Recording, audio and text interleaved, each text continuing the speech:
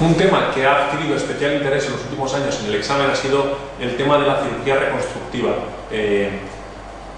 Artrosis fundamentalmente de cadera y de rodilla, y a ella se refieren algunas de las preguntas del test de segunda vuelta, que son las siguientes que vamos a hacer. Pregunta 48 dice: un paciente con diabetes mellitus de larga evolución presenta dolor e inestabilidad de rodilla derecha que le limitan de forma importante su vida basal. Tras el estudio clínico y radiológico es diagnosticado de una artropatía de Charcot. ¿Qué es una artropatía de Charcot? Una artropatía de Charcot es una artropatía neuropática, es decir, es una lesión de una articulación que se produce en el contexto de una lesión neurológica.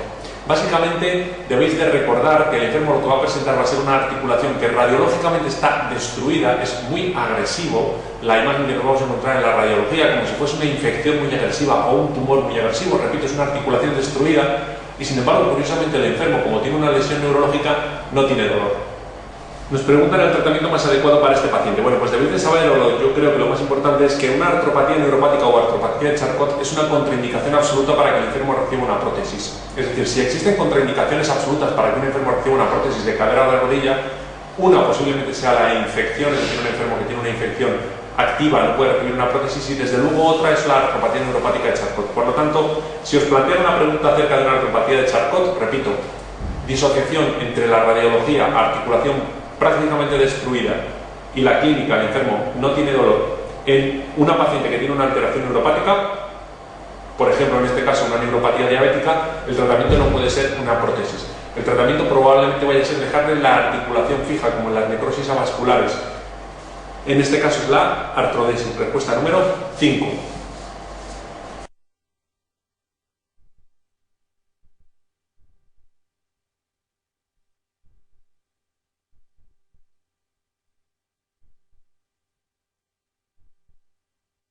La pregunta 50 del test de segunda vuelta hace el manejo de las infecciones protésicas. Básicamente el manejo de la infección protésica depende del estadio en el que diagnostiquemos la infección. Si la infección se produce en el primer mes de colocación de la prótesis, el enfermo todavía tiene alguna posibilidad de salvar su prótesis. Probablemente en ese caso el tratamiento sea una limpieza quirúrgica, un desbridamiento, un lavado de la prótesis. Repito, infecciones agudas en el primer mes se le puede dar una opción de salvar su prótesis. Por lo tanto, el tratamiento, repito, es un lavado de la misma. Cuando la infección se diagnostica en un estadio crónico, es decir, se produce más allá del mes de la colocación de la prótesis, el tratamiento es el de la respuesta número 2. Se debe realizar una extracción protésica, es decir, al enfermo se le quita la prótesis. ¿Por qué? Porque la prótesis es un medio de cultivo extraordinario para la infección. Y se coloca lo que aparece ahí, un espaciador de cemento con antibiótico. ¿Eso qué significa? Pues que al enfermo se le hace una prótesis, entre comillas, con cemento con antibiótico. Se le da antibioterapia por vía intravenosa inicialmente y posteriormente por vía oral, y cirugía de recambio en un segundo tiempo a los 4 o 6 meses. Repito, al enfermo se le quita la prótesis, se le coloca un espaciador de cemento con antibiótico, se le dan antibióticos por vía oral e intravenosa, y cuando se está seguro de que esa infección ha sido erradicada, se le vuelve a colocar la prótesis.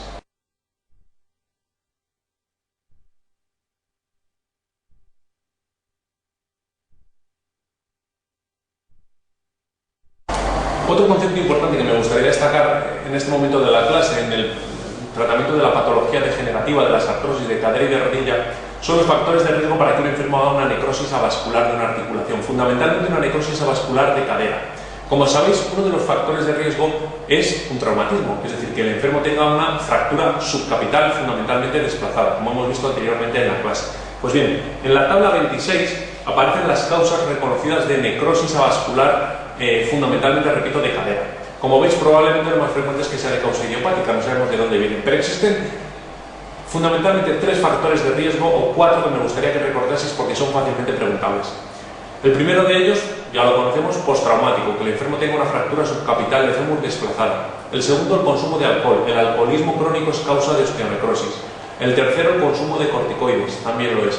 Y el cuarto, el tratamiento antirretroviral en los pacientes con VIH-Sida. Por lo tanto, recordad, ante un enfermo que desarrolle una necrosis, los factores de riesgo pueden ser desconocida, idiopática, postraumática, fundamentalmente las fracturas subcapitales en el contexto de la cadera, consumo de corticoides, consumo de alcohol y los tratamientos antirretrovirales en el tratamiento del VIH-Sida.